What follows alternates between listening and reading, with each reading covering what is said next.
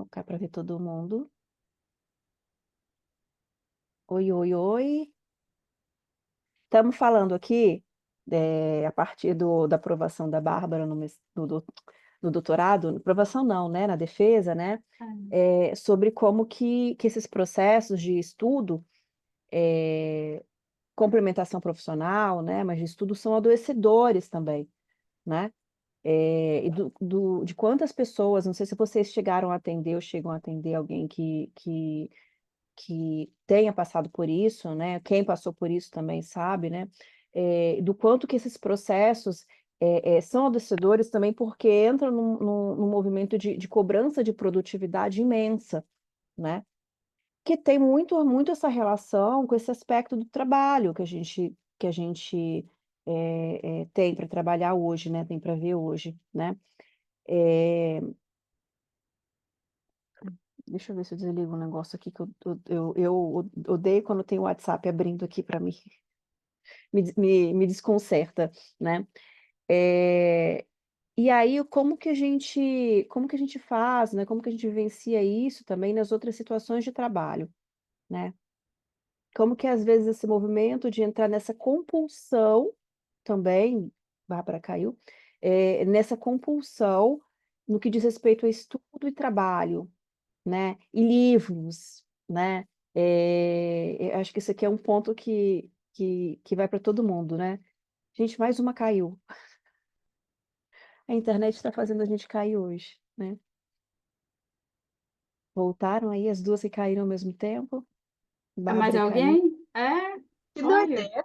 Eu acho que foi o Zoom, né, atualizando alguma coisa assim.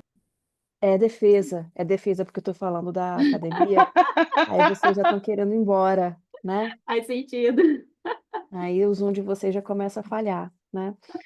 Eh, e do como que a gente fica nesse processo, né, se por um lado a gente precisa sempre se atualizar, né, sempre sempre melhorar profissionalmente, sempre estudar mais, né, por outro, como que fica esse processo de: "E aí, a nossa saúde onde que fica? Como que fica?", né, qual que é o limite disso tudo, né. Vocês já se pegaram nesse ponto de em termos de trabalho, em termos de estudo, né, assim, na nossa vida estudo tem uma relação muito forte com o trabalho, né, nesse limite, né, como é que é pensar nisso relacionado ao texto, né, ao capítulo que a gente está vendo hoje? Podem falar gente, não vamos deixar falando sozinha não. Assim, a questão da exigência, né, no trabalho, ela está posta mesmo, né. Eh, e houve um período que eu precisei tomar uma medicação, porque eu não conseguia, dar conta, né, dar conta. É um nível de exigência era, né, um nível de exigência incompatível com as condições de dar conta. Exemplo: 2, 3 profissionais entravam em licença maternidade, não havia uma reposição, mas a cobrança sobre a gerência era a mesma, as Você era metas continu gestora, Janine? era gerente, né, Uhum. e aí eu tinha uma equipe imensa, mas, assim, né, de muitas mulheres. E havia baixas na equipe, inclusive essas, por exemplo, né, que eram previsíveis, né. Mas não havia alteração no nível de exigência, no nível de resultado a ser prestado, né, a gente tinha números para prestar contas, do ponto de vista da quantidade de clientes atendidos, do recurso aplicado. Eu precisei tomar uma medicação um período, porque não tinha alternativa. Uhum, Alternativa. uhum. Sim. E você É. acha que essa relação de gênero, né, era uma questão, assim, também em relação à cobrança? Ou não você não percebia isso naquele seu trabalho? Porque nem todos a gente vai Não, perceber, né. engraçado. Eu não via como uma expressão no ato da cobrança, mas na entrega, sim. As mulheres, eu não sei se é uma coincidência, né, mas as mulheres tinham um sofrimento maior com as entregas, né, com a demanda, com a carga, do que os homens.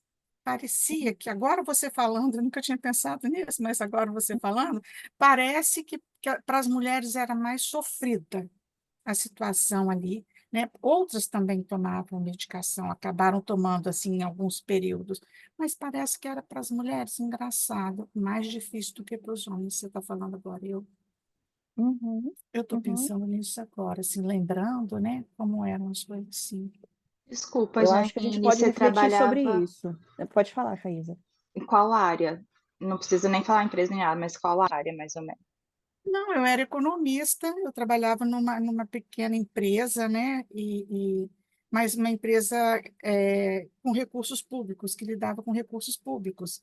Então, a gente fazia um plano de trabalho anual com metas físicas e financeiras, né? E a minha unidade era a unidade responsável assim, por 98% de execução dessas metas físico-financeiras. E esse desempenho impactava na credibilidade dos diretores, que estavam ali indicados por um conselho, impactavam em remuneração variável. Então, eu posso falar porque era isso mesmo, né? Eu tinha uma pressão de baixo para cima, que era do quadro de funcionários, né? Que precisava que eu realizasse, eu com a minha equipe, né? Que nós realizássemos para garantir, por exemplo, o 14º salário. E havia uma pressão de cima para baixo, que era a diretoria que dizia, não, eu tenho um conselho que eu tenho que prestar contas, e eu não estou aqui para levar menos do que aquilo que foi pactuado. Então, assim, esse movimento, né, era É uma demais, né, pressão dos dois lados, né, Janine? dos dois lados, dos dois lados. Então, eu comecei a perceber que se eu não tomasse uma medicação, né? Eu ia pirar.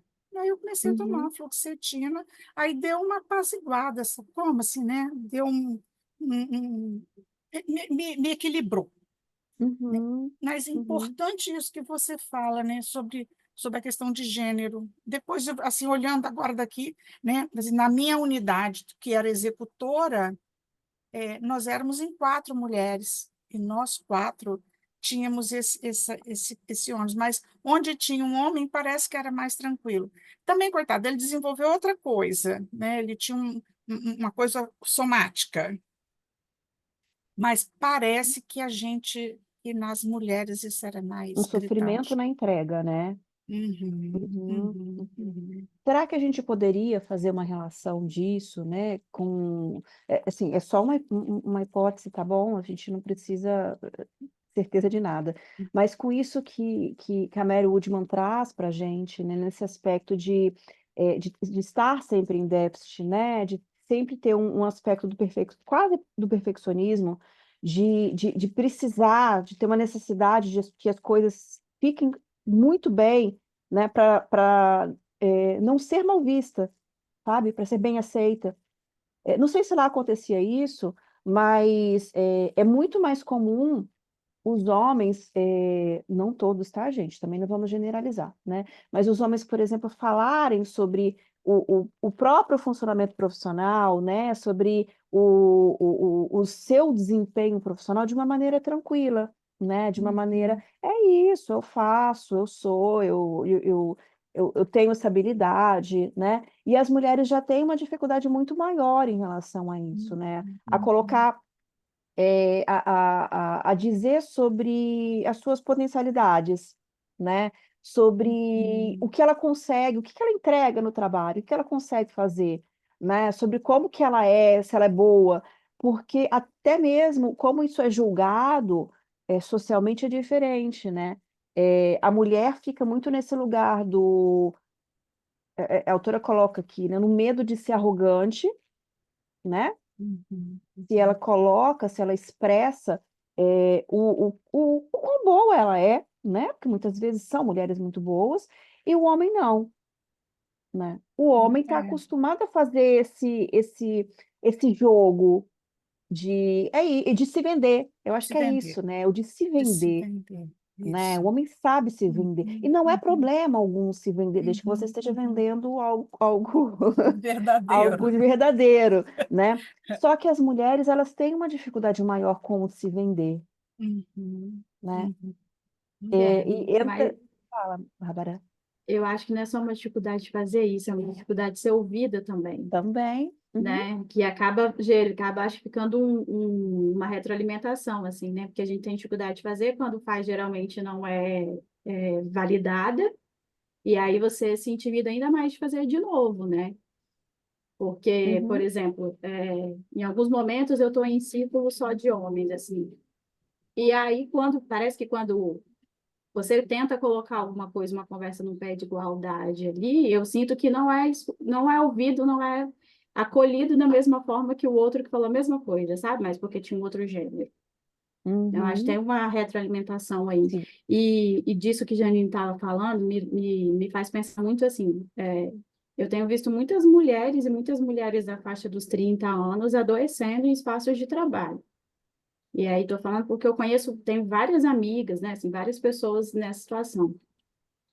E acho que a gente tem que ter um cuidado muito grande para questionar também, assim, pensar que não é um adoecimento individual Não, unicamente, né? não é. Tem um contexto, tem todas essas condições que Janine colocou que vão, né, assim, vai gerando uma atmosfera, né? E a gente vai adoecendo mesmo, porque senão fica assim, eu vou procurar o psicólogo, o psiquiatra, eu vou me medicar para não estar comigo. Não tá, né? É um contexto muito maior, Sim, que casa com tudo isso que a gente vai falar, tá falando aqui hoje, né? Assim, sim. do que recai sobre a gente. Inclusive, para a gente poder pensar, acho que quando a autora fala lá no início, né, não vou colocar slide agora não, mas lá de cara ela fala assim, né, para poder escolher um relacionamento, ela precisa ter a possibilidade de escolher e estar fora nele. E eu acho que isso não diz somente a relacionamento afetivo, né? Quando a gente fala sobre trabalho, isso também cabe muito bem, né? Porque seria muito fácil a gente dizer, né, Bárbara? Ah, esse clima de trabalho é ruim, esses homens não te escutam, busca outro trabalho, né? Seria fácil, se fosse simples, né? Mas será que é possível buscar outro trabalho?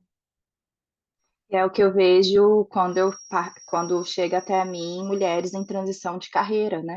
Vão tentar fazer transição de carreira, porque muitas vezes elas não conseguem sair de onde elas estão imediatamente, a não ser que sejam desligadas, né? Assim, sem ser por opção delas, para ir para a carreira que elas almejam. Então, tem todo um manejo, muitas vezes tem que ser feito por questões financeiras, de crescimento profissional, de tudo isso que a gente tem colocado, para que ela consiga ir, e o manejo disso para não desenvolver um burnout, por exemplo, no meio desse caminho, no meio de, ao escolher, né, de fato, seguir com a carreira que é seu desejo, muitas vezes a mulher não vai ter espaço de já imediatamente fazer como é com o homem, muitas vezes, né? Uhum, Em determinados tipos de carreiras, porque a depender da carreira que essa mulher vai escolher, também tem recorte de gênero, de raça, de classe social, né, de tudo isso. Por isso que até perguntei para a Janine em que área era, porque dependendo da área, a gente sabe que tem isso mesmo, né, e é bem delicado esse processo. a economia é uma área onde isso é forte, né, Janine? Eu vim da informática antes de ir para a psicologia, né? Eu sou técnica em processamento de dados. Eu era programadora, Que né? diferente! Antes de ir para a psicologia, eu ia me aventurar pela engenharia, inclusive, né? Ainda bem que eu desisti. E era muito forte isso também, né? Eram muitos homens, muitos homens. E aí era muito comum, eram poucas as mulheres, assim, das mulheres que estavam comigo, eu acho que eu era a única que era um pouco aceita, né? Mas era essa coisa enrijecida, né? Dura, né? De não deixar mesmo é, é, calar a Se boca, essas deixar, coisas né? assim, não se deixar. Então, e que não é legal, se a gente parar para pensar também, né? Não é saudável esse processo, né? É quase uma Miranda do Diabo Veste Prada, né? Que tem que se enrijecer, tem que colocar uma couraça, né? Para poder se fazer ouvida, né? Na psicologia, o caminho não foi nada parecido com isso, né? Mas o outro, Fernanda. Ei, meninas, falar brevemente, quase nunca falo aqui, mas hoje senti vontade de partilhar. Antes de me dedicar exclusivamente à clínica, eu atuei por muitos anos na área de saúde. Foram 9 anos especificamente dentro de hospital. Então, o público feminino girava em torno aí de 92%, mas todos os diretores homens. Então, toda a alta gestão composta por homens. E eu esqueci eu fiz questão de esquecer, graças a Deus, mas há algumas leis que surgiram nos últimos 5 anos falando sobre a gestação, né? Falando sobre a lactante. E que na ocasião vieram determinações, ó, para função tal e tal, só podemos contratar homens.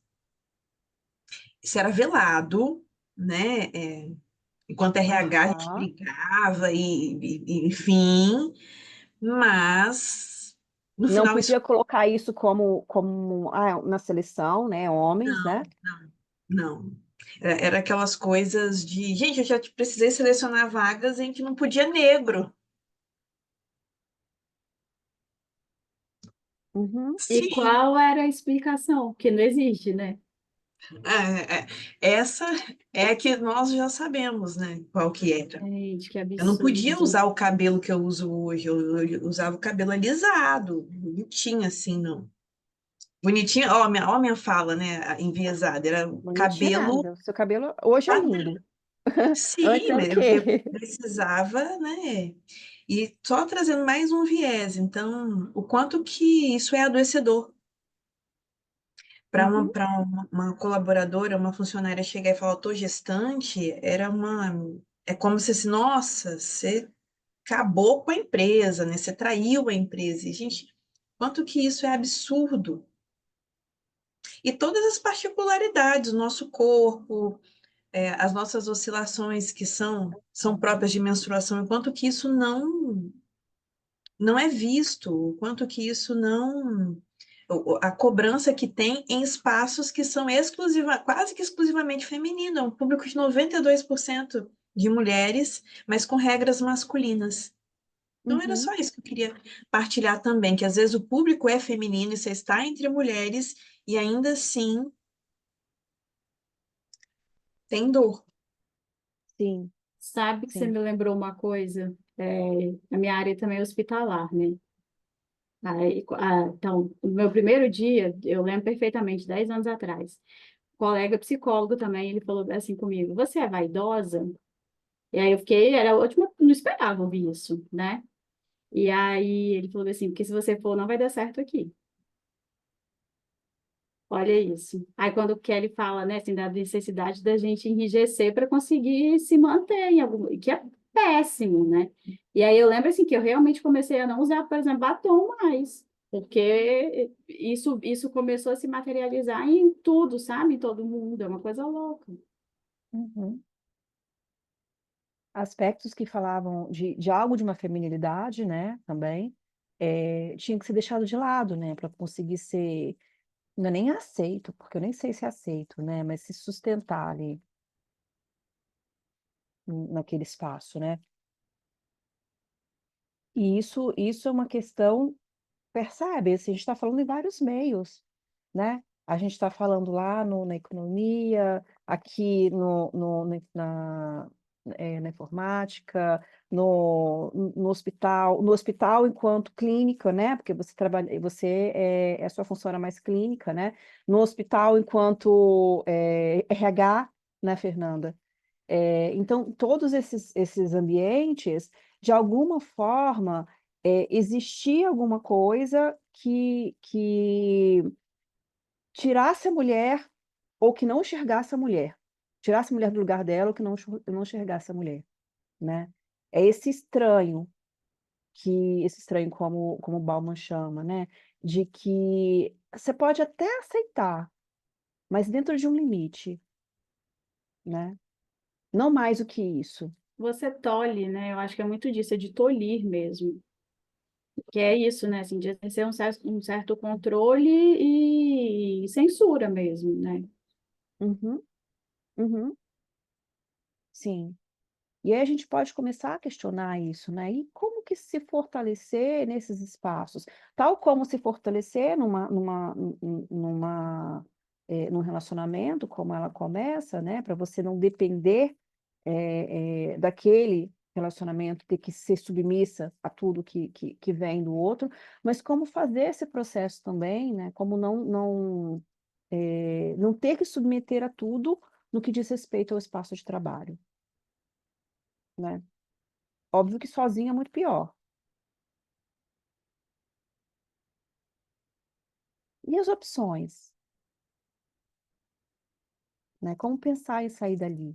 A gente fica até sem resposta, né? Porque a gente enfrenta isso e enfrenta dificuldades, né? Mas eu acho que é uma coisa para a gente conversar, porque o nosso grande risco é isso que você dizia, de a gente se enrijecer. Hoje, por exemplo, né, como a Fernanda coloca, eram homens, a minha experiência também são homens diretores, ou uma mulher que se masculinizou muito, que, né, que foi para o outro lado, e que é extremamente arrogante, né, e que, inclusive, faz muitas vezes o que eles gostariam de fazer e não fazem, que ela se coloca ainda mais nesse papel. Então, assim, acho que é uma coisa, não tenho resposta, é para a gente discutir, porque a gente acaba indo para o oposto, né? Assim, é uma tentativa, às vezes, tão desesperada da gente conseguir ser ouvida e se colocar, que a gente vai para o extremo também, né? Uhum, uhum, sim, né? E aí, indo para esse extremo, se isso não diz essa pessoa, né? Isso vai, de alguma forma, para o adoecimento depois, né? Seja uma doença psicossomática ou não.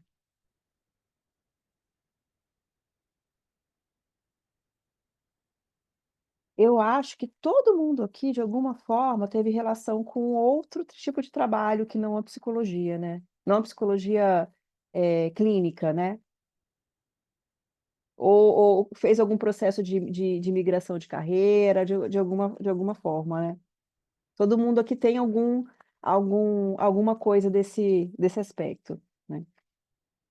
E aí, quando a gente pensa, né, conforme a autora traz para a gente, sobre isso nos relacionamentos afetivos também, né? Eu, eu não que, eu tô na dúvida se eu coloco slide, gente, porque vocês me deixam falando sozinha quando eu tô no slide, isso não é legal. Vocês me abandonam, não me abandonem. A gente reproduz a sala de aula, né? Ai, é. Mas a gente gosta do slide também. É, é, é só vocês falarem mais, que aí isso se resolve. Deixa eu acho que ainda não tá. Foi? Foi, você não vê Foi? a gente, né? Eu tô vendo 3 pessoas só. Ah, então tá. Beleza. Eu não consigo ver todo mundo aqui. Às vezes eu até diminuo porque não dá para ver o slide, né? Infelizmente. E aí, cá estamos no nosso 8º encontro falando de trabalho, de relação com objetos materiais, né? Estamos acabando, falta, além desse, mais 2 encontros, né? E trazemos esse ponto, né? Para poder escolher um relacionamento, ela precisa aprender a estar fora dele, né? Vamos pensar então nesses 2 aspectos, né? Como aprender a estar fora dele num relacionamento afetivo, né? E como aprender a estar fora dele, ou pelo menos se enxergar fora dele, né? Num relacionamento de trabalho. São os 2 pontos que a gente tem, né? Porque esse processo de ser dependente, ele ele tem um preço emocional muito grande, né? Quando se é dependente financeiramente de um companheiro ou uma companheira que seja, né? Muitas mulheres se colocam ou não veem outra possibilidade de agir, senão por meio de uma submissão, né? No sentido de... Kelly, Pode falar. desculpa que eu vou interromper seu pensamento, mas acho que é uma coisa interessante. Não sei se alguém mais viu no jornal essa tarde que, segundo o IBGE, as famílias agora elas são predominantemente chefiadas e organizadas por mulheres, mesmo tendo companheiros. Mesmo que essas mulheres tenham homens em casa, né, assim, namorado, companheiro, quer que seja, marido, mas mesmo assim, elas que têm despontado agora como as chefes, né, em questão de organização financeira e organização logística, assim, de cuidado da família, né. Então, acho que é uma coisa interessante para a gente, acho que é um fenômeno novo, né, assim, que vai se consolidar, mas é uma coisa interessante para a gente pensar nessa questão da dependência também, porque o que a gente está vendo, de repente, vai ver a partir de agora, é que essa dependência financeira já não é mais tão um efeito macro, né, já não é tão grande assim, mais da mulher para o homem. Mas isso Uhum. não quer dizer que ela não deixa de ser emocional e cultural e afetiva, isso tudo, né? Mas olha só, Bárbara, mesmo que exista um processo desse, eu vou colocar Aham, mais lenha na lenha. fogueira, né? Se a gente está falando aí de uma mulher que tem filhos, Uhum, ela já vai pensar, se eu me separo, eu vou sim. arcar financeiramente sozinha com os meus filhos, porque é essa a Uhum, realidade, né? uhum, Do pai dos filhos, não sei, dá R$ 200, R$ 300, e achar que ele está contribuindo significativamente nessa educação dos filhos, né? sim. Então, é mais um ponto, e às vezes algumas mulheres, inclusive chefes de família, mantêm, sustentam esse relacionamento horrível para elas, né? E às vezes até para os filhos, por Uhum. conta dessa dificuldade também, de pensar nesse futuro, cuidando financeiramente sozinho dos filhos, porque se chega a esse ponto de achar que vai cuidar, financeiramente sozinho, porque provavelmente ela já cuida sozinha em vários outros É, aspectos, é. né. Pode falar, Vivi. É, acho interessante a gente pensar em, em dados do IBGE. Entretanto, os dados do IBGE a gente tem que olhar sempre com um recorte de campo social, porque quando a gente pensa em mulheres que estão se equiparando ou superando o homem, a gente tem que pensar em que extrato ela está na camada social.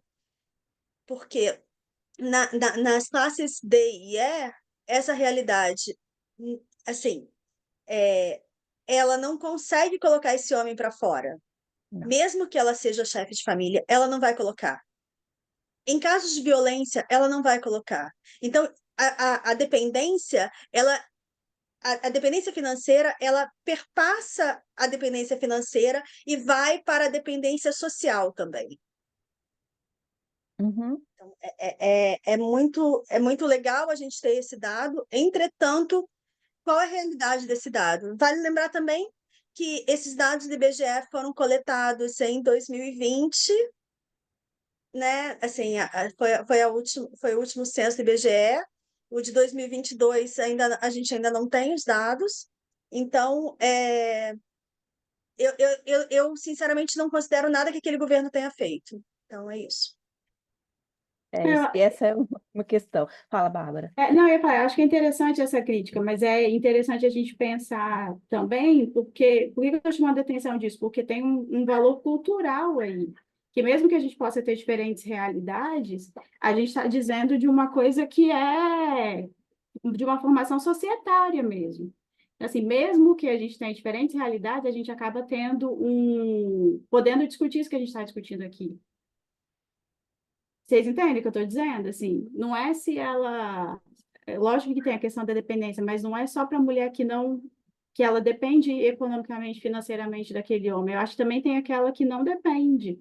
E aí Sim. vai, né? Nesse sentido que eu estou provocando, assim. Você está ampliando a questão financeira, Exato, né? exato, E aí a Vivi exato. também traz uma ampliação da questão financeira, pegando esse aspecto do extrato social, né? É isso que eu estou entendendo de vocês duas, né? E acho que é super importante a gente trazer essas duas questões, assim, cada vez mais as mulheres estão crescendo também financeiramente, crescendo no espaço de trabalho. A gente percebe isso claramente também nas academias, né? Assim, na academia que eu estou falando, nas universidades. Ainda assim, existe um processo de receber menos, né? Ser menos valorizado, né? É um ponto importante. E o outro ponto que a Vivi está trazendo, eu acho que é significativo também, né? Porque é, também o ser arrimo de família para mulheres dos estratos D e E já era uma coisa muito antiga, não é de agora, né? O de sustentar a família, né? Se a gente pegar décadas atrás, isso já era muito forte, né? E ainda assim, uma dependência, de alguma forma, era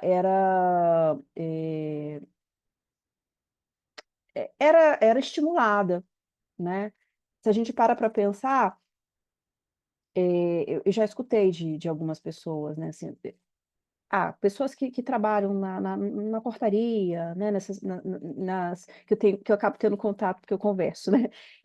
Coisas de, por exemplo, eu não posso, eu fui agredida, eu não posso me separar porque o meu pastor não deixa, né?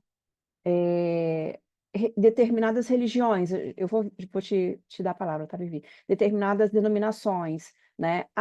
Meu marido me agrediu verbalmente. O meu pastor foi lá e falou que era direito dele fazer isso, né. Então, dentro desses espaços, de alguns desses espaços, né, assim, sociais, religiosos, essa submissão ainda é muito estimulada, né, e é muito difícil, de fato, a gente pensar em como que essas pessoas vão ter força para sair desses lugares, né, não é uma coisa fácil, né. Fala, Vivi. É, um recorte muito específico, né, no microscópio de Rio de Janeiro, Zona Sul. Vou trazer a minha experiência.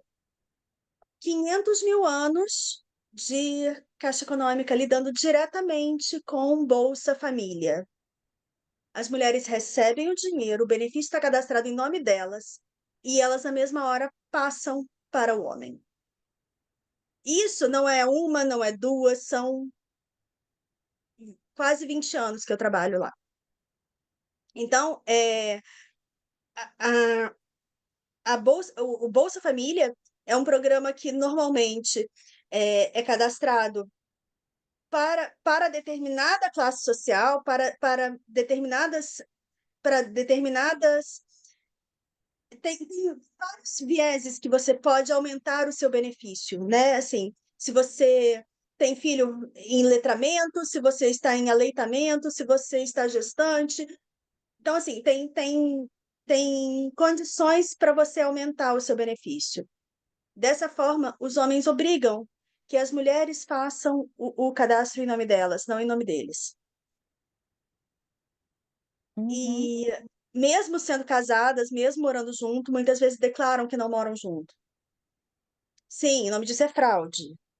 Mas, assim, eu não vou discutir com quem está querendo receber R$ 30 a mais por causa disso. Acho que a fraude não está exatamente aí nesse ponto. Acho que o programa é falho, sim.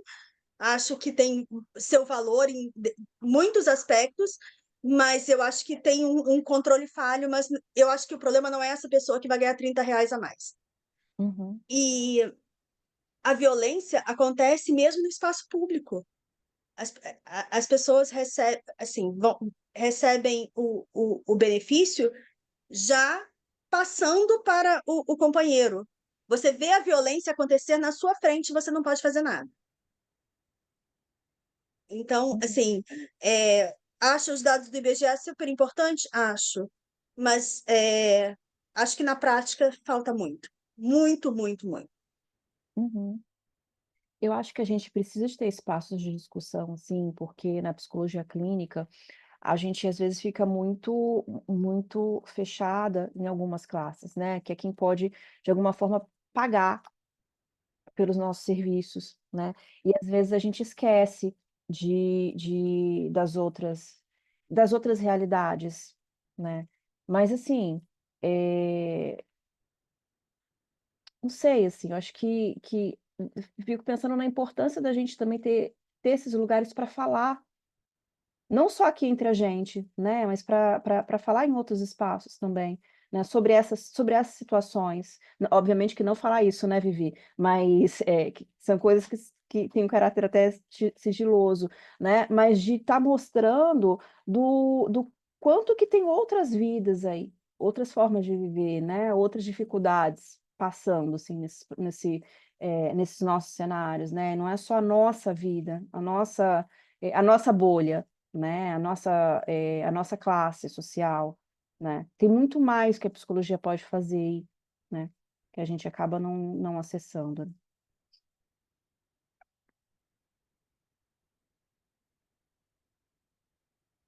Bom, vamos dar sequência então. Não está indo. Pensando um pouco nessa questão, né, que a Polly está trazendo pra gente, e aí a gente pode, como a gente comentou, né, ampliar para além da questão financeira, né, essa relação entre essa questão e o desejo de autonomia, né. E a gente pode pensar que, às vezes, mulheres que estão financeiramente dependentes conseguem construir autonomia. Sim, algumas conseguem. Da mesma forma que mulheres que são financeiramente independentes, muitas vezes não conseguem, né. Então, o cuidado para a gente não fazer uma relação muito muito causal, assim, né. "Ah, então você precisa necessariamente de ser dependente financeiramente para você ter autonomia", né, como se não houvesse outras possibilidades, né. Eh E aí, assim, essa questão da cultura do patriarcado que ela traz, né, as mulheres historicamente vistas como donzelas à espera de resgate, perpetuando a dependência, né. Se a gente olhar aí, né, para os filmes, olhar para as Disneys da vida, as antigas, né, até alguns contos, né, a gente tem esse movimento dessa mulher que espera, né, espera ser resgatada de alguma forma, né, e que não é tão vista, não é tão percebida como a própria heroína na jornada, né. Acho que esses processos acabam sendo muito recentes. Se a gente pegar desenho, filmes de desenho, né, a gente começa a ter nos últimos anos algumas histórias onde isso se modifica, né, Moana é uma, né, Frozen, que mais vocês lembram? Merida, do Brave. Uhum, uhum. Mas a própria Alice, de uma maneira não tão clara, a Alice é uma das poucas princesas antigas que sai um pouco do estereótipo de esperar, mais ou menos, mas muito mais ou menos mesmo, mas ainda não tanto, não é igual Branca de Neve, nem Cinderela. Mas a Alice podia esperar o que ela quisesse. A Alice tinha 6 anos, gente. Não, pois é, mas ela não entra dentro do estereótipo de princesa, tanto que ela quase não é classificada como princesa, né? Dentro das A histórias da Alice ia, Disney. ia me chamar de titiã e eu ia achar graça, entendeu? Sim. Piada interna, gente. Dudu. Dudu para Vivi. Titia, titia, titia. É só isso atrás dela, né? Puxa Ai, meu saco da Deus. Vivi. Puxa saco, né? Até perdi.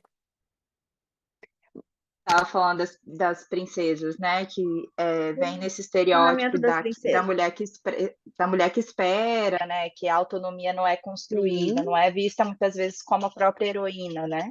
sim, sim. E aí até o cuidado, né, entre o que por exemplo, um conto original, do que diz no conto original e do que se interpreta, né, o que se traz para o desenho. A gente estava discutindo no final de semana, brevemente, né, Vivi, sobre o da Pequena Sereia, né? Eu acho que um filme marcante nessa mudança de paradigma é o Encantada.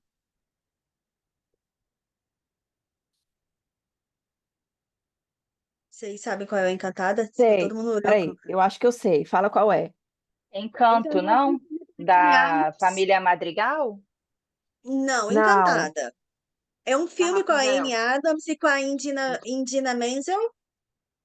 Começa como desenho animado, ela, de repente, ela cai ela cai em um buraco e aí ela vai parar em Nova York. E Ah, aí, sei. Lembrei. e aí quando ela tá em Nova York, ela conhece um cara, óbvio, e quando ela conhece esse sujeito, ela quer voltar para o mundo de Encantada, para Andalásia, porque em Andalásia tem o príncipe dela, e ela conheceu o príncipe dela, porque ela estava cantando, e ela vai ser feliz para sempre.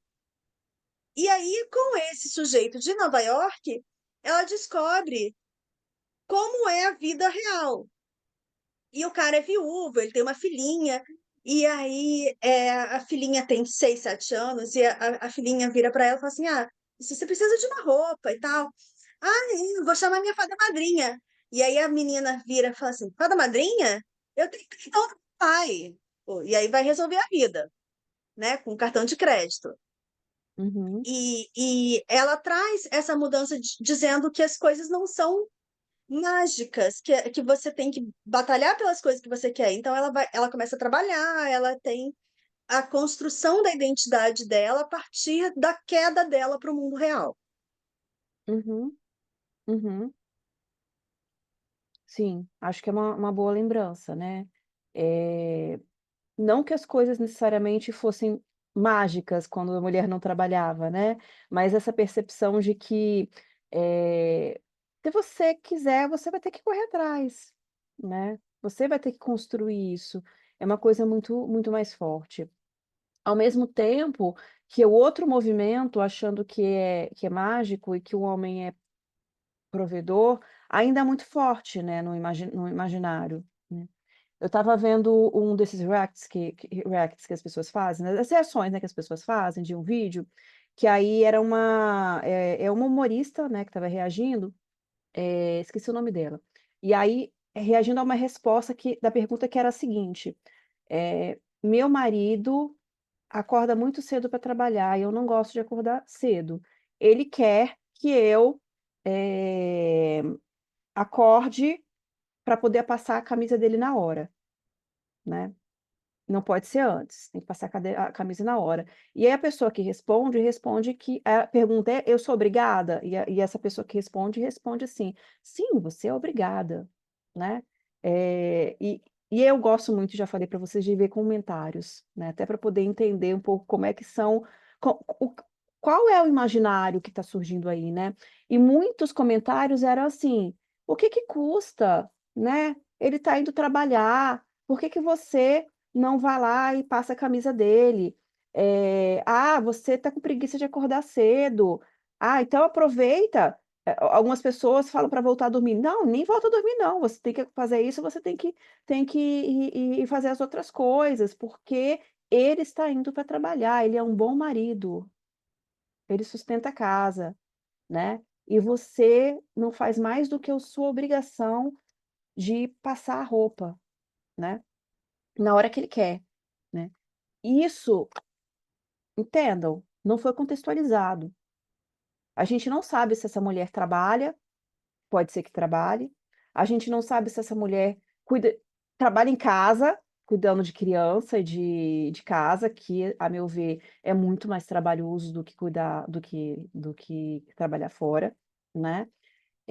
Mas tem esse imaginário de que o homem é o provedor e a mulher tem que fazer as coisas para ele ficar bem, ficar feliz. Né. Mesmo a gente sabendo que a nossa realidade não é isso. Em qual cenário que a gente vai ter, um homem indo trabalhar, só ele e a mulher ficando em casa? Quem consegue sustentar uma casa assim, né, hoje em dia? Só uma pessoa da família trabalhando, né, isso é uma coisa muito muito da ordem até da fantasia, né, mas o imaginário persiste, porque não foram poucas pessoas que falaram sobre isso, né. Ao mesmo tempo, muitas mulheres acreditam que elas precisam cuidar da casa, precisam manter esses cuidados, né, precisam cuidar do marido dessa forma, sendo que o cuidado do outro que parte do outro não existe ou quase não existe. Por incrível que pareça, tem uma paciente que está nesse cenário meio que fantasia, assim. Ele é como se fosse o Julius também, trabalha em 2 empregos, né. O Julius do Todo Mundo Odeia o Chris, Ah, que a sei. esposa fala com orgulho que ele tem 2 empregos, né. Mas como ela se abdicou do trabalho na época que ela ficou gestante, porque ela passava muito mal, ela passou muito mal durante a gestação e tudo mais. Ela não ganhava um salário muito bom, enquanto ele ganhava, tipo, 5 vezes a mais que ela, porque ele trabalha na área de tecnologia. E aí ele propôs a ela: "Olha, se você quiser, pode sair, que aí a gente reorganiza as nossas contas", né, enfim. E aí ela já teve neném já tá com 1 ano e pouco, assim, e por vezes ela tem uma pessoa que ajuda ela a cuidar da neném e da casa, né, uma babá e uma pessoa que auxilia ali na gestão das tarefas domésticas também. Por vezes ela se perguntou durante o processo de terapia: "Ah, será que eu teria que ser aquela mulher tradicional, nã só porque eu não estou trabalhando?" Eu falei: "Mas você está trabalhando, você não está trabalhando um trabalho formal, um trabalho remunerado formalmente do mercado de trabalho que a gente conhece, mas você está trabalhando, você faz isso." Aí a gente foi elencando, né, assim, algumas tarefas que ela faz. Então, mesmo às vezes, porque ela ouviu da mãe dela, que foi uma mulher que pariu e com 15 dias já estava no mercado de trabalho de volta, ou seja, não cumpriu nem resguardo, nem nada, de que já que ela não estava trabalhando, que ela tinha que cuidar integralmente da casa. E aí ela ficou com aquilo na cabeça, se culpando por várias coisas, né? Então, até mesmo às vezes, dentro de uma, de uma realidade que não é, obviamente, que não é comum, isso uma, é uma paciente dentro das outras que eu tenho, que todo mundo trabalha, tem que conciliar trabalho com maternidade. Ainda assim, o patriarcado é muito visceral na gente, né? Assim, porque ela ficou se questionando algumas dessas coisas que a gente vem trazendo, né? Assim, e se eu me separar? Né? O relacionamento não tá tão bom, às vezes ele não entende algumas coisas da questão da maternidade, mas eu não consigo me separar por conta disso, porque eu tenho a filha, ele que paga as coisas, ele que banca. Então ainda é muito intrínseco, e a dificuldade de separar isso, de buscar autonomia de outras formas, é bem, bem árduo assim, o trabalho para ser feito. Uhum. E aí, assim, só pegando um gancho do que a Kelly havia falado, né, da questão do pastor. Quando eu leio esses comentários, né, nessas postagens em que está se discutindo o papel da mulher, há aqueles comentários com fundo religioso que diz: vai na Bíblia e lê. Lê qual é o seu trabalho na Bíblia, o seu papel, né, no que está escrito na Bíblia. A mulher que edifica, a mulher que é sábia. Então, assim, a igreja, aí eu vou fazer um comentário bem genérico, né? Mas, assim, do pouco que eu leio ali, a igreja evangélica sustenta esse lugar, né? Da mulher, no papel da mulher, dona de casa, que está atrás do homem, que dá esse reforço, etc, etc, etc. Então, é, é muito mais difícil para essa mulher. Eu falei evangélica, aquela é evangélica, né? Mas assim, Quem? você, né, que é evangélica, Eu não? não, Não? Eu não. achei que fosse. Mas, enfim, né, Eu assim, não tenho religião, não. na maneira como é descrito ali, né, me dá essa impressão. Então, que dificulta ainda mais, né, qualquer iniciativa, porque nem o apoio da igreja, que é tão importante ali, né, do pastor, não há. Né? Então, só tem um reforço daquilo que a gente está aqui justamente falando em contrário. Né? Hum. Você sabe que aquela religião também é psicologia analítica, sabe? Essa religião da psicologia analítica às vezes reforça isso também, né? Obviamente que as leituras enviesadas, né, da psicologia analítica, por exemplo, energia masculina e energia feminina, né? A cara de Vivi foi ótima. Então, gente, né? Então já chegou a mim o consultório de gente que teve situação em que falou: você precisa deixar o seu marido com energia masculina, né, dele. Não dá para ficar colocando querendo que ele desenvolva essa energia feminina que é a sua, né? Da mesma forma como a gente não faz isso, mas as pessoas insistem em reforçar. Se a gente tem uma mulher que às vezes é muito assertiva, muito incisiva, ela é tomada pelo ânimos negativo. Gente, o que que é isso? Ou é arrogante, né? Uhum, A pessoa não sim, pode ser assertiva, ela é arrogante. ela é arrogante, né? Que é a diferença, né? Da arrogância e da assertividade é o gênero, né? Mas o ponto é essa explicação junguiana também, sabe? E isso é uma coisa muito forte. A coisa da energia é mais bobeira, assim, eu escutei muito pouco sobre isso, né? Geralmente pessoas que não estudam quase nada. Mas o ser tomada pelo ânimos negativo, né, é uma coisa que as pessoas trazem, como se a mulher que tem que precisa ou que né, tem essas características, né, mais assertividade, ou do que as pessoas podem chamar de arrogância, é isso, é o ânimos negativo, né? O que que isso tem de diferença do que a gente estava falando da religião,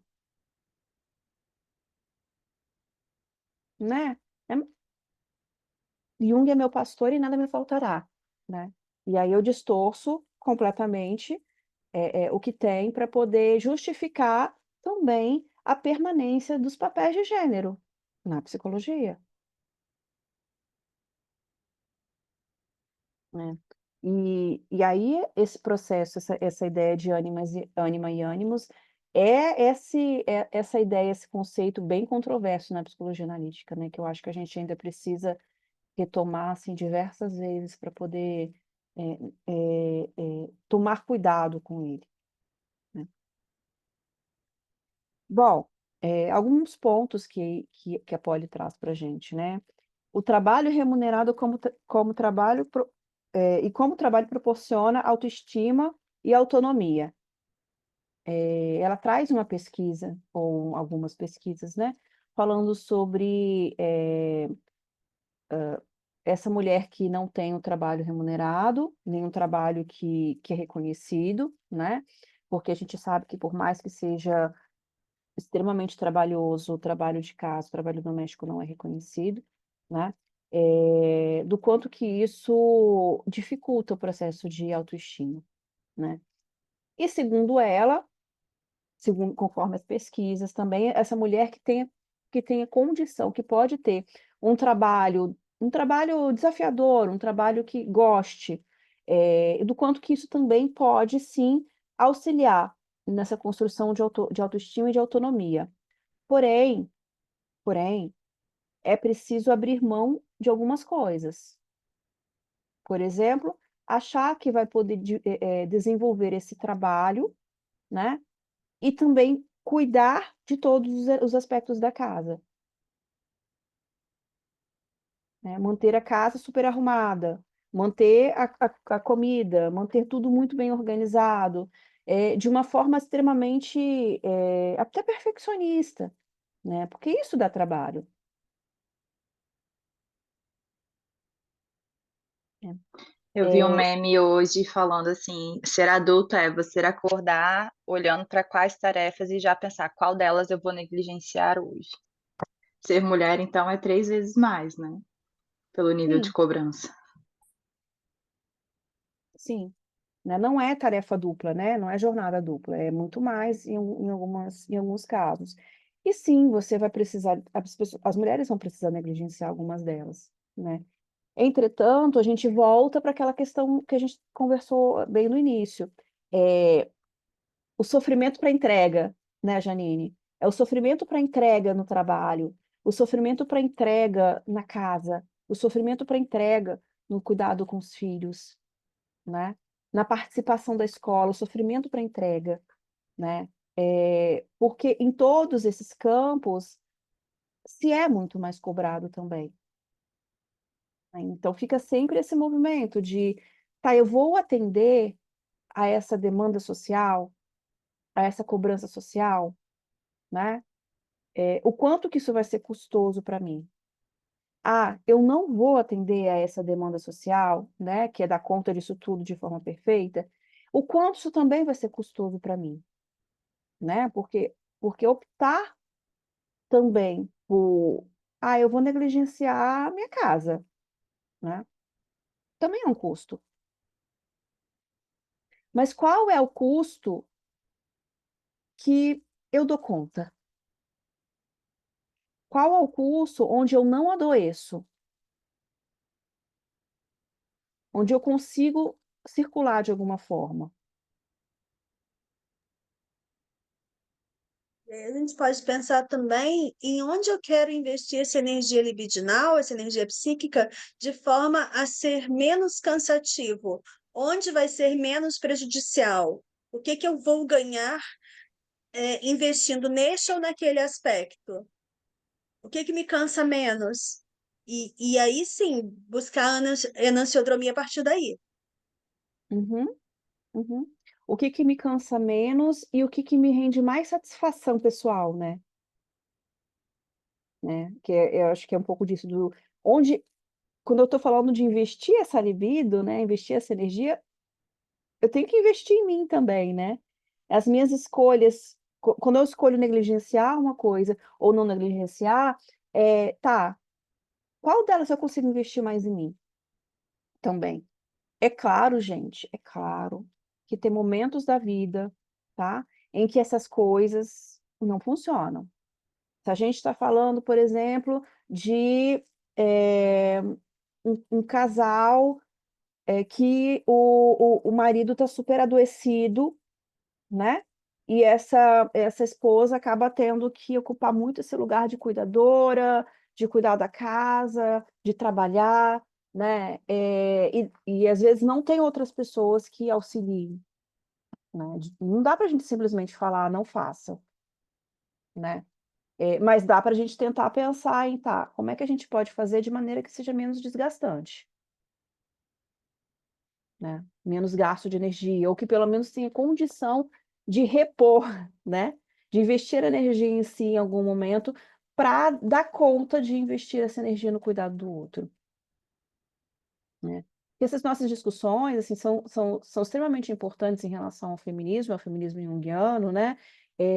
Mas a gente sempre tem que pensar, e aí?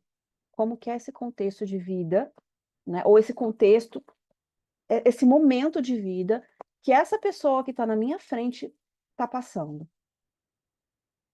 né? Porque é justo eu trabalhar com uma pessoa que teve uma relação de afeto, de troca, de amor, né, com o companheiro, e aí está desgastada por conta disso, eu trabalhar com ela que ela não tem que cuidar? É justo com ela?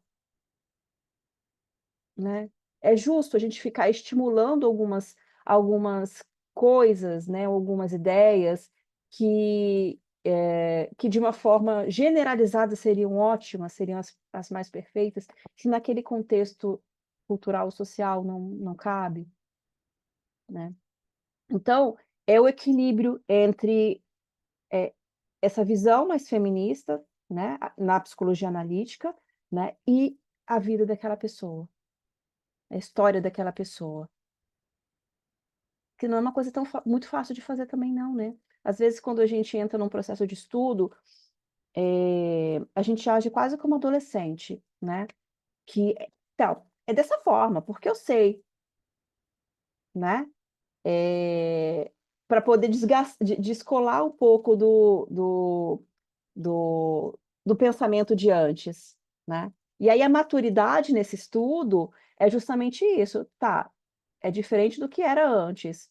Mas e aí, como é que eu posso ver isso de uma maneira não descontextualizada, né? De uma maneira, e lidar com isso de uma maneira que não seja violenta também. Vivi, você fez uma cara aí, bem feito, tô te vendo. Só não tô te escutando, porque você tá com... Você falou de adolescente, aí eu pensei assim, é muito cuidado falar de adolescente que eu costumo defendê-los. Ah, eu também, eu adoro. Só que faz parte do desenvolvimento o bancar, né? Sim, sim. Não, é porque na hora que você falou assim, é como os adolescentes, aí eu liguei 3 antenas aqui para pensar o que será que vem daí. Mas tá tudo Não, bem. não. A transgressão é importante, né? O peitar é importante. Isso tudo faz parte da necessidade do desenvolvimento daquele adolescente, né? Mas também se equilibra depois, né? Então, não se preocupe, eu gosto de adolescentes. Mas, gosto de atender mais adolescentes do que crianças, inclusive. E aí traz essa questão do feminismo e o trabalho, né? Lembrando também, né, gente, que a gente está falando do feminismo branco, né? Porque as mulheres negras trabalham desde sempre, né? Então, e a Poli não traz essa discussão, né? Ela traz a discussão muito nesse recorte mesmo, né? Da mulher branca, americana, né? Não necessariamente de uma classe alta, mas que tem algum tipo de recurso. Bom, e aí a gente pode pensar nessa realização do eu, né? Que inclui a integração das dimensões autonomia e interdependência, né? Um ponto interessante para a gente pensar, né? E aí, trazendo essa questão que eu fui colocando, assim, né? De você se desvincular do que era antes, né? Daquele pensamento de antes, eh, não significa que você vai ser completamente independente, né? O que que eu estou querendo dizer com isso? Quando a gente está falando dos relacionamentos, né, o fato de se estimular uma autonomia, ou seja, uma capacidade de decisão sobre, de fazer escolhas, de decidir, né, não quer dizer que a pessoa seja independente completamente, né? Mas a gente traz a discussão do que a Polly chama de dependência madura, né? Que faz parte também de um desenvolvimento. E o que que seria essa dependência madura, né? Seria essa possibilidade de, se a gente está falando de relacionamentos, né, de um poder se apoiar no outro, né, e do outro no um, né, de maneira em que o respeito exista, né, mas a confiança exista também, né? O suporte exista, né? E a igualdade exista, né? E quando eu estou falando de igualdade, eu não estou falando da igualdade no sentido de que um tenha que ganhar a mesma coisa que o outro, não nesse aspecto, né? Mas se a gente pensar para um outro lado, muitas dessas mulheres que a gente escuta, né? Elas também elas também não conseguem estar em um lugar de igualdade, né? Seja porque esse outro não a coloca nesse lugar, né? Não permite que ela ocupe esse lugar, mas seja também porque ela foi ensinada a não estar nesse lugar. Não estou falando somente no aspecto da submissão, mas, por exemplo, quando a gente vê mulheres cuidando muito mais de homens, cuidando muito mais dos filhos, né, cuidando muito mais do outro, mais do que cuida de si mesma, por exemplo. Se eu tenho um relacionamento aqui que eu estou acompanhando, né, um casal, onde essa mulher cuida muito mais desse homem do que de si mesma, né, ela não se enxerga também numa possibilidade de igualdade. O contrário também, né? Se esse homem olha para essa mulher, a colocando sempre nesse lugar de que tem que cuidar dele, esse lugar de igualdade não existe, né? A gente tem aí uma reprodução até de um padrão familiar, muitas vezes, né? E a gente percebe nos relacionamentos, na terapia de casal, né? Uma necessidade de colocar, às vezes, essa mulher no lugar de mãe e esse homem no lugar de pai, né? E às vezes a troca. Fala, Vivi. É, quando a gente fala de colocar o outro em prioridade, a gente pode perceber que inúmeras mulheres fazem 457 papéis durante o dia, né? Sai de casa de manhã cedo, quando chega em casa, não tem um copo para usar, porque todos os copos foram usados durante o dia por quem estava em casa. Foram incapazes de lavar aquele copo. Assim, e aí esse papel se perpetua porque essa ação ela é repetida pelo marido, pelo filho, pela filha, seja lá por quem estiver em casa. E essa ação de colocar a pessoa no lugar de mãe, a gente vê até assim, os casais mais antigos, eles se referiam ao outro como pai e mãe, né? Aham. Eu fico muito impressionada quando eu vejo alguém falando assim dessa forma, porque na minha família não era usado dessa forma. Então, quando eu vejo alguém fazendo, eu sempre me causa um estranhamento. Entretanto, até que ponto essa afirmação também não mexe com a estrutura da família por inteiro?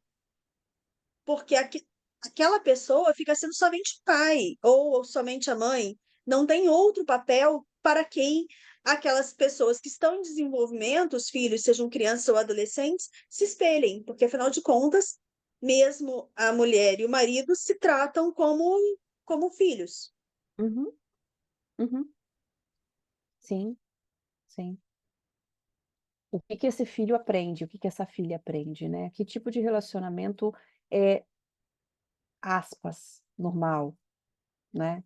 É o que é correto, né? O que é normal é o que ele sabe, né? E é difícil também a gente pensar, quando a gente fala até em terapia de casal, em terapia de família, né? Ou mesmo nas famílias que às vezes a gente precisa convocar, né, no consultório, das pessoas saírem desses lugares enrijecidos, né? O lugar da mãe de todo mundo, o lugar do pai de todo mundo, né? Ou mesmo o lugar de filho sempre, né? Até que se venha aí uma possibilidade de crise, onde, após a crise, é comum que, não é comum não, mas pode existir uma mudança dos papéis, uma reorganização do sistema, ou pode voltar ao que era antes, né? Mas a crise é uma oportunidade dessa mudança também. Só fazendo, referência, o Nairo Vargas, ele trabalha bem bacana essa ideia desses papéis na terapia de casal, né? Do lugar do pai, do lugar da mãe, do se manter no lugar da filha, do filho, né? É um texto interessante, é um livro interessante que ele trabalha sobre isso, né? O nome eu acho que é Terapia de Casais. Alguém aí conhece, sabe, lembra o nome? É um que tem um casal deitado na cama, assim, na frente, acho que é Terapia de Casais, do Mário Vargas. Mas é um livro legal, um livro interessante. Bom, né? E a donzela, né, fala dessa submissão, dessa passividade e dessa espera pelo resgate, né? O patriarcado favorece uma persona para as mulheres que responde às expectativas de musa, mãe, esposa. Esses papéis, ao invés de empoderar, confinam a mulher em uma identidade externa, desconectada de sua natureza essencial e profunda. A mulher selvagem, né? Deixa eu pegar esse ponto aqui, né? Desconectada da sua natureza essencial e profunda. E coloquei aqui a mulher selvagem, né? Porque é um ponto que é muito falado aí, né? De quando você vai falar sobre empoderamento feminino, né? Existe um roubo aí desse termo muito mal usado, né? como se a mulher selvagem fosse essa mulher, não sei, o que estão dizendo por aí? O que vocês lembram? Eu acabei pensando no conceito mesmo, esqueci. Do empoderamento feminino. Podem falar as coisas ruins, eu quero que vocês falem as coisas ruins. As coisas que incomodam. Pode falar mal. Eu tenho visto, assim, a utilização da questão, por exemplo, do termo empoderamento. Isso já me causa ranço, por conta da utilização de um uso dessa palavra pela política neoliberal, né? Assim, de transformar, por exemplo, ideais de empoderamento a serem consumidos, e não como um real desenvolvimento da mulher dos aspectos que ela busca, né? O Uhum. quanto uma das questões, a forma como essa questão da mulher selvagem foi muito distorcida na leitura de Mulheres que Correm com Lobos, por aí vai também. O sagrado feminino, né? Sagrado feminino. É quase como, virem os olhos, é quase como se fosse um sinônimo, né? A mulher selvagem equivale ao sagrado feminino, né? Mas, quando vocês vão lá ler Clarissa, não é nada disso, né? Quando se fala dessa representação da mulher selvagem, né, não é nem do arquétipo, né, porque não tem como ser arquétipo, né, é representação, a gente está falando de quê? A gente está falando desse self, né, que se apresenta nesse momento a partir desse feminino, né, dessa perspectiva do feminino, né, mas a gente está falando de uma necessidade de relacionamento com esse self, né? A gente está falando de quê? A gente está falando de uma necessidade de organização, necessidade de perceber quem se é, necessidade de ampliação da consciência, de relacionamento com aspectos do inconsciente, com aspectos da consciência. A gente não está falando de algo que diga necessariamente sobre o sagrado feminino, né? Para determinada mulher, o retomar ou resgatar esse aspecto, né, de organização pode passar, muitas vezes, pelo aspecto do concreto, né? Pelo aspecto da construção da colocação no mercado de trabalho, por exemplo, de um estudo, por exemplo, né? Então, quando se fala sobre esse aspecto da mulher selvagem, o retomar aí essa mulher selvagem, se fala, na realidade, de retomar o processo de individuação, né? Ou de atuar em prol desse próprio processo de individuação. Fala, Vivi.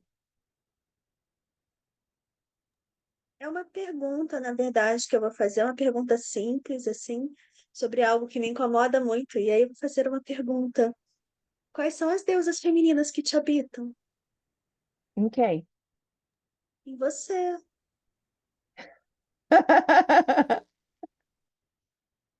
Tem que ser deusa? Pode ser bruxa, não? É uma Tem deusa, não. não Deus. Por que isso? Porque essa estratificação em gênero de arquétipos? Né, menina? Pode ser Deus, não, também, né? Não, foi isso que Então, não pode ser. e até pensar, né? Porque eu lembro que quando eu fiz o primeiro grupo de feminino, Caísa estava, e a gente estava discutindo sobre o texto da As Deusas e a Mulher, né? Eu trouxe um questionamento. Tá, e por que que a gente não pode pensar nessas deusas no homem, né? Quem disse que tem que ser nas mulheres, né? Porque se a gente está falando de algo que seria da ordem do arquetípico, é potente no homem também, né? Que raio é esse? A gente tem que dividir tudo. Mas assim, eu sei que você está sendo nada irônica quando faz essa pergunta, né?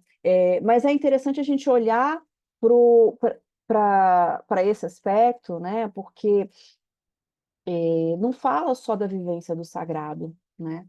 Fala também da vivência nessa sociedade, né? E se a gente para entender, né, por mais que eu, por mais que eu seja feminista, né, eu sou, por mais que eu seja mulher, eu acho que eu sou, né, eu estou numa sociedade que é patriarcal, né? E aí, considerando quem eu sou, considerando como eu sou, né, como eu vou me adaptar nessa sociedade patriarcal no que diz respeito ao trabalho, sem necessariamente adaptar demais, sabe? Sem descolar demais de mim, né? Porque eu também não posso ficar no lugar só de só de criticar, né, na sociedade patriarcal, a gente vai criticar, claro, né, mas não ficar só nesse lugar, né? Como é que eu faço para me relacionar com o outro enquanto um ser que trabalha, né? E as organizações são patriarcais, não são matriarcais, né? De maneira que eu consiga me adaptar, consiga me relacionar nesses espaços, né? Quais são aí as artimanhas, né, que eu posso utilizar a partir de quem eu sou, da minha forma de pensar e funcionar, né, para conseguir me relacionar ali. Sem necessariamente ir para o embate, né? Algumas pessoas podem chamar isso de manipulação. Aí, ó, pessoa manipuladora.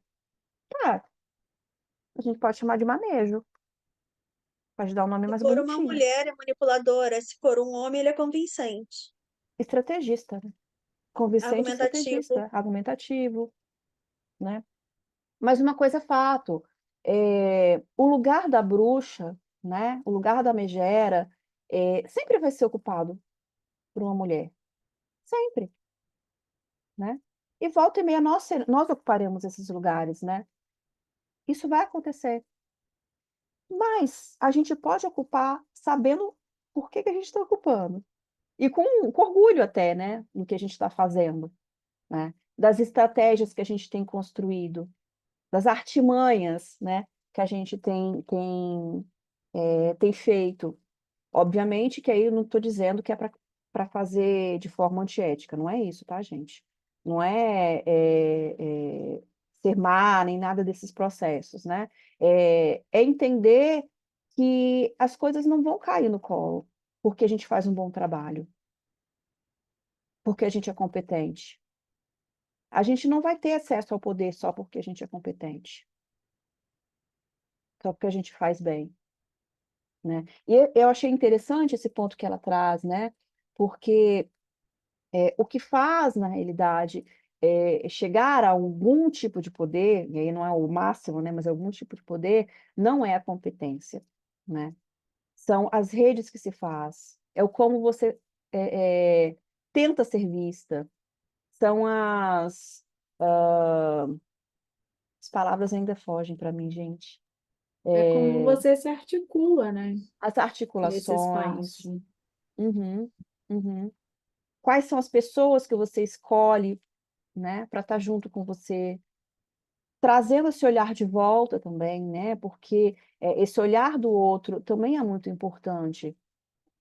O olhar de uma outra mulher que te enxerga na sua competência é importante também, né? Os aliados, era a palavra que eu estava querendo, né? Quais são os aliados que a gente escolhe também, né, na nossa jornada, ou que a gente tem condição de ter, né, na nossa jornada, né? Bom, e aí ao internalizar esses papéis, as mulheres muitas vezes buscam neles algum tipo de poder ou reconhecimento, mas acabam encontrando frustração, pois essas identidades são impostas e não escolhidas autenticamente, né? A expectativa da musa, a expectativa da mãe, a expectativa da esposa, né? Vale até a gente questionar, né? Quando uma mulher escolhe ser esposa ou ser a mãe, o quanto a escolha é dela, porque às vezes pode ser, né? Mas o quanto a escolha é dela, ou o quanto a escolha é dessa imposição social, né? Porque como que eu posso dizer? É estar nesse lugar de donzela, é permanecer nesse lugar de donzela, e não da Amazônia encouraçada, né? Que algumas vezes algumas de nós ocupamos também. Bom, Gente, a gente já está quase acabando o tempo hoje. Tão rápido. Ah, a insuficiência e maturidade psíquica, né? O processo de individuação como ferramenta para lidar com a dependência emocional e financeira, né? E aí, como eu estava pontuando antes, quando eu fazia a crítica da mulher, sobre a mulher selvagem, né? É justamente a gente ampliar essa relação com o externo e com o interno, né? E estar como centro nessa escolha, né, dentro do possível. Obviamente que a gente é sempre perpassado pelas nossas histórias, pela nossa sociedade, por vários fatores, né? Mas o quanto eu consigo olhar para isso tudo, né, que me cerca e que me atravessa, e entender o quanto isso, quais são os movimentos que isso estão fazendo, que estão sendo feitos nas minhas escolhas, né? E, ok, estou escolhendo por causa disso, ok, né? Então eu estou tendo essa capacidade de perceber por que minha escolha está sendo pautada nisso, né? É algo importante. Mesmo que essa escolha seja vou ficar em casa, né? Então, a busca pela totalidade envolve integrar as dimensões de autonomia, né? E de uma dependência saudável, porque o nosso processo de individuação também passa pela relação com o outro. Não passa. É sempre pela relação com o outro, né? Seja esse outro interno, que é o inconsciente, seja esse outro externo, né? Que podem ser pessoas, podem ser instituições, né? Ou podem ser várias outras atividades, né? Então, essa busca por essa totalidade precisa passar pela autonomia, né? Pela minha capacidade de perceber isso e de gerir isso, mas também pela relação de dependência madura que eu estabeleço com esse outro. Fala, Vivi.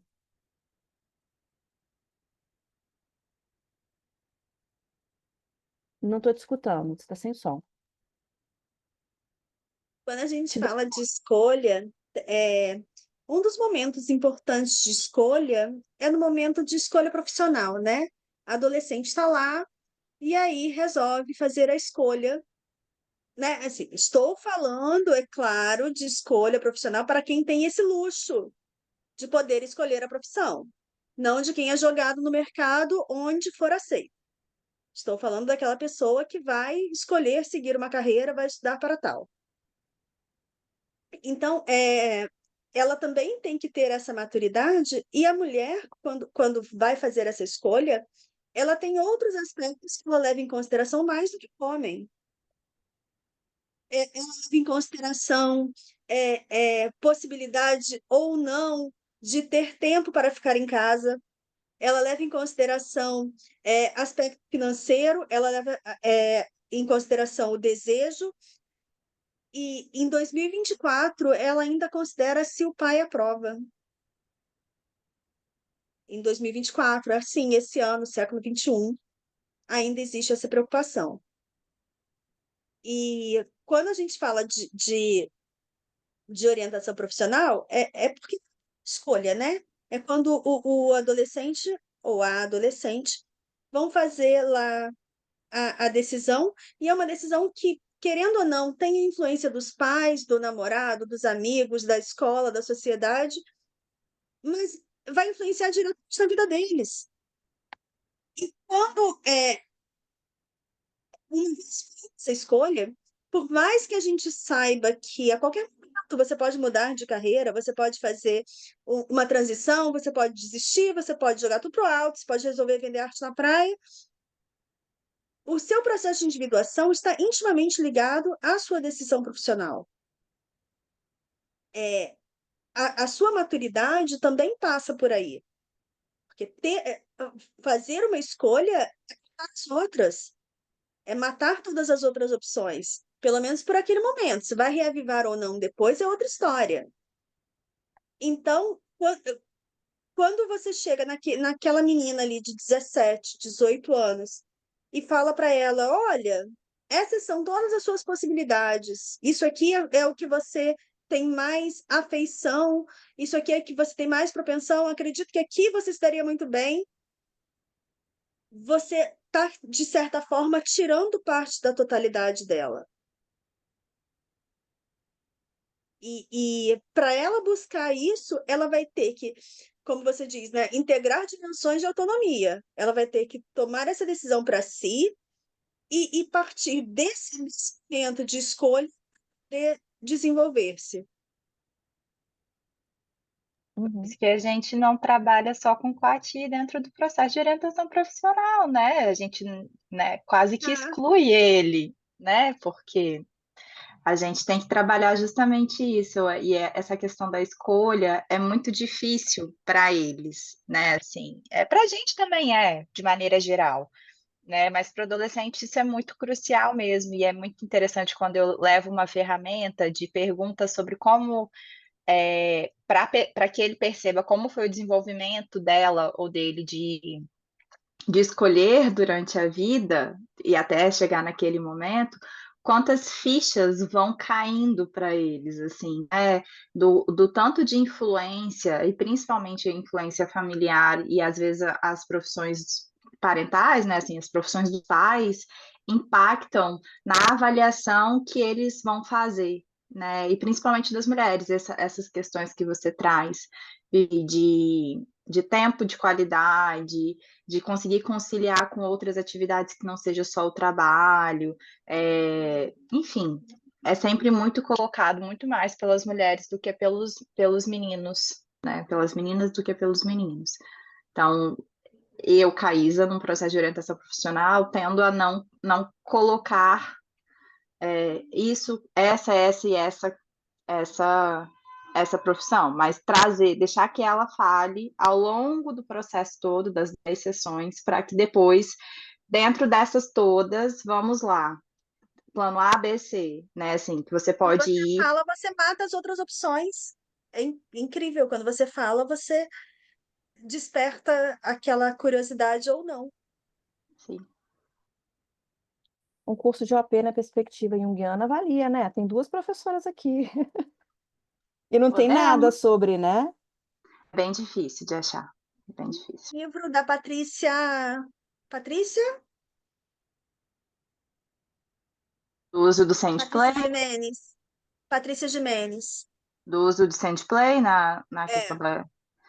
Ah, eu acho que é acho o que eu único tenho livro que esse. tem. Eu tenho esse livro. Inclusive, foi até a indicação da Kelly para mim.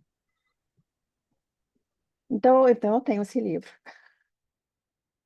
Eu acho que Eu não, na época eu indiquei? acho que você me sugeriu, mas não lembro se você tinha. Ah, Eu tá. lembro que eu comprei, mas enfim. Tá. Então passou para Eu alguma acho que eu coisa. tenho um PDF dele. Se alguém quiser, eu procuro. Se ninguém quiser, não Ótimo. procuro. Só para a gente poder finalizar, gente, eu trouxe aqui Penélope, só para a Penélope dar uma ideia para gente, né? A Penélope era esposa de Ulisses, né? E Ulisses foi os 20 anos lá na luta na Guerra de Troia, né? E várias pessoas cortejavam Penélope. Penélope dizia que, aliás, diziam a ela que Ulisses já estava morto, né? Então que ela era cobrada a se casar novamente, né?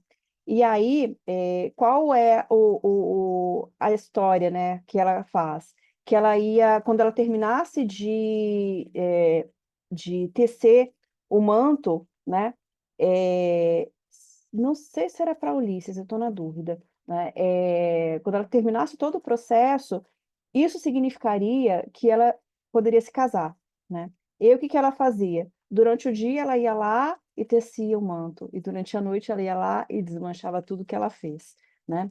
É, simbolizando mesmo essa, esse processo de resistência, né? De uma certa engenhosidade também, né? No feminina até, né? Para não ceder a essa pressão social que era, seu marido não está aqui, você precisa de um outro marido que te proteja, né? Que te resgate nas suas dificuldades do cotidiano, né?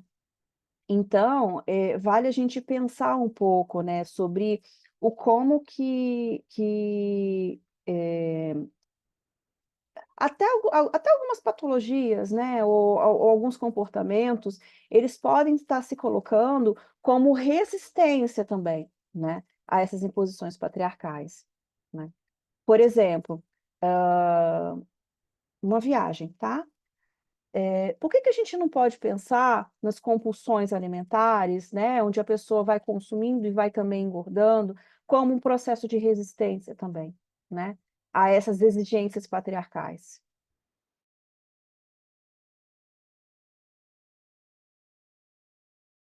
O filme Preciosa fala um pouco disso, né? Já viram? Kelly travou só para mim ou para todo mundo?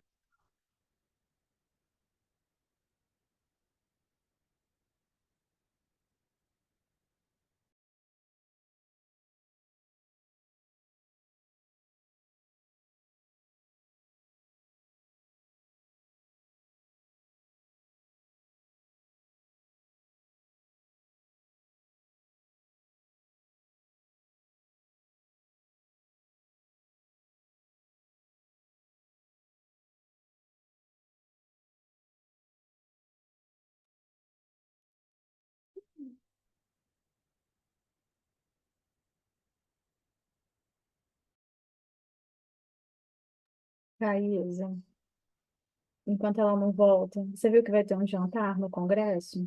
Vi. Tô afim não, você tá? Muito caro, né? E nem sei se vai ser legal também. Assim, eu olhei, dei uma olhada ali nas opções das coisas, não me chamou muita atenção, não. Como O que assim? vocês estão falando? Congresso de Psicologia Positiva que a gente vai em novembro, é porque a gente recebeu um e-mail que vai ter um jantar de abertura. Só que eles estão. Garantam o seu ingresso. Cento e quanto, Bárbara? 170? 170. E aí eu não tô afim, não. Se você, Anne, Não, animar, vamos. Dá pra gente sair com o valor de um ingresso, a gente sai e come bem e se come diverte. melhor. É, Exatamente. Eu não, te dou a fechou, dica de Também onde acho. comer, cá. Ah, me passa depois, quero. A gente vai ficar em Higienópolis mesmo, né, Bárbara? O bairro que a gente vai ficar. A gente vai ficar ali no Higienópolis. Depois me passa. Vive essa ponte aérea aí em São Paulo. Conhece bons lugares pra gente comer. Ô, Caísa, será que você 9 não tem que anos indo e vindo, liberar? né, gato? Oi, Bárbara? Será que você não tem que liberar a Kelly para ela voltar? Não apareceu aqui a solicitação de entrada, não. Quando Ela a gente mandou cai um, e volta, ela mandou ela no mandou um grupo? áudio aí. Deixa eu ouvir aqui. Ela tá encerrando, gente. Quiserem tirar uma foto. Mas na semana que vem a gente termina a parte que fala sobre as patologias do materialismo, né? E aí a gente pode fazer essa relação desse ataque ao corpo também, né? Esse corpo que não pertence, a sociedade acha que pertence a outro, mas corpo feminino que entra nesse lugar. Bom final de semana para vocês e a gente se vê na próxima. Beijos. Vocês querem bater uma foto, então? Pra gente.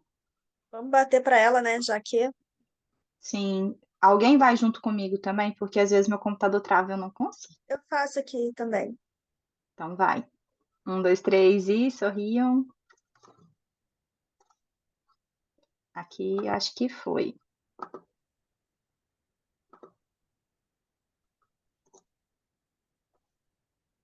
Beijo, pessoal. Até semana que vem. Tchau, tchau. Bom fim de Tá. semana. Foi aí, Caí? Tchau, boa noite. Eu mandei aí no grupo, dei Ah, uma beleza. olhadinha. Tchau, Beijo, tchau. gente. Bom final de semana. Você também.